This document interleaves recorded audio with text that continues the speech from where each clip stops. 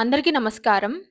మన భారతీయ సంస్కృతిలో సీతమ్మ వారు త్యాగానికి, అలాగే సహనానికి నిలువుటద్దం.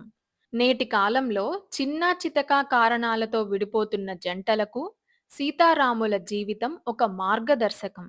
2026 ఏప్రిల్ 25న సీతానవమి అంటే ఈరోజు. కాబట్టి సీతానవమి సందర్భంగా మీ దాంపత్య జీవితాన్ని స్వర్గధామంగా మార్చుకోవడానికి కొన్ని పరిహారాల గురించి ఈరోజు వీడియోలో తెలుసుకుందాం. మన హిందూ ధర్మంలో సీతాదేవిని సహనం, అంకిత భావం మరియు అచంచలమైన పవిత్రతా ధర్మానికి చిహ్నంగా కొలుస్తారు. వైశాఖ మాసం శుక్లపక్షం 9వ తిథిని మనం సీతానవమి లేదా జానకి నవమిగా జరుపుకుంటాము. పురాణాల ప్రకారం మిథిలా నగర రాజైన జనక మహారాజు యజ్ఞం చేయడం కోసం భూమిని దున్నుతుండగా నాగలి చానులో ఒక పెట్టెలో కన్య రూపంలో సీతమ్మ వారు లభించారు.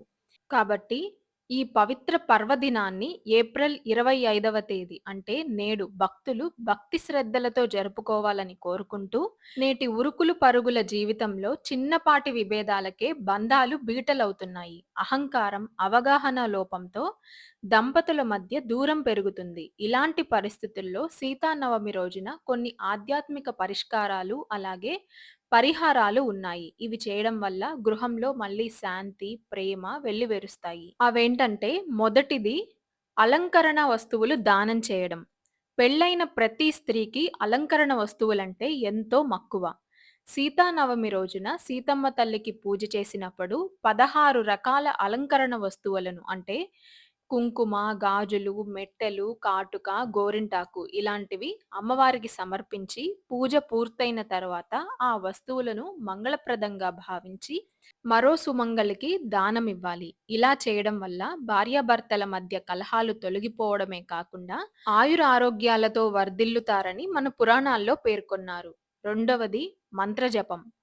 మాటలో దోషమున్నా లేదా ఒకరిపై ఒకరికి నమ్మకం తగ్గినా బంధంలో చిచ్చు మొదలవుతున్నా గాని సీతానవమి నాడు ఓం సీతాయై నమః, ఓం పవిత్రాయై నమః అనే మంత్రాన్ని వీలైనన్ని ఎక్కువ సార్లు జపించండి. ఈ మంత్రం దంపతులలో ఒకరిపై ఒకరికి గౌరవాన్ని, అంకిత భావాన్ని పెంచుతుంది. అలాగే సాయంత్రం వేళ ఇంట్లో సీతమ్మ తల్లిని పూజించి ఆ తర్వాత సీతా చాలీసాను పఠిస్తే ప్రతికూల శక్తి నశించి ప్రశాంతత లభిస్తుంది. సీతా చాలీసాను నేను కింద డిస్క్రిప్షన్‌లో ఇస్తాను చూడండి. ఇక మూడవది రక్షాసూత్రం. ఒక బంధంపై ఎవరి కన్నైనా పడిందని మీకు అనిపిస్తే లేదా మనస్పర్ధలు ఎక్కువగా ఉంటే ఈ చిన్న తంత్రాన్ని పాటించండి. సీతానవమి రోజున భార్యాభర్తలు ఒకరికొకరు సీతమ్మ వారిని తలుచుకుంటూ ఎర్రటి దారాన్ని అదే కంకణం కట్టుకోవాలి.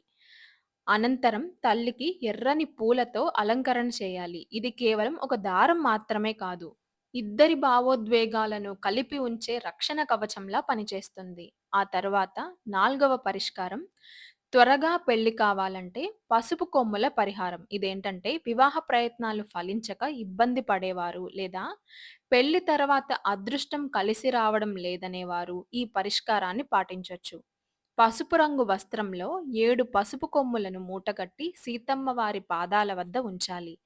తల్లికి పసుపంటే అమితమైన ఇష్టం. ఈ పరిహారం వల్ల జాతకంలో దోషాలు తొలగిపోయి త్వరగా శుభవార్తలు వింటారు. ఇక ఐదవది కన్యా పూజ.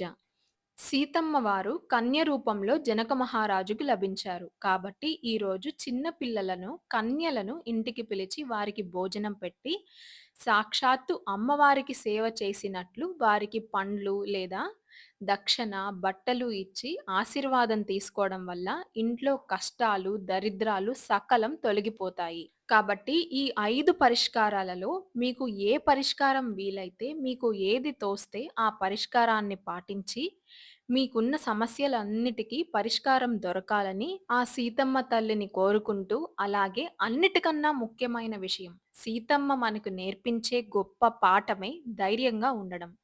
ఎన్ని కష్టాలొచ్చినా ధర్మాన్ని విడవకూడదు. అధర్మ మాటలు మాట్లాడకూడదు. అధర్మ పనులు చేయకూడదు. ఆ తల్లి జీవితం మనకు చెప్పేదే ధైర్యంగా ఉండాలని, ధర్మాన్ని విడవకూడదని. ఈ పరిహారాలను పూర్తి విశ్వాసంతో పాటించి మీ జీవితం సంతోషమయం చేసుకోండి. అలాగే వీడియో నచ్చితే లైక్ చేసి షేర్ చేయండి. కామెంట్ సెక్షన్‌లో "సీతాయై నమః" అని కామెంట్ చేసి వీడియోని ఇతరులకు షేర్ చేయండి.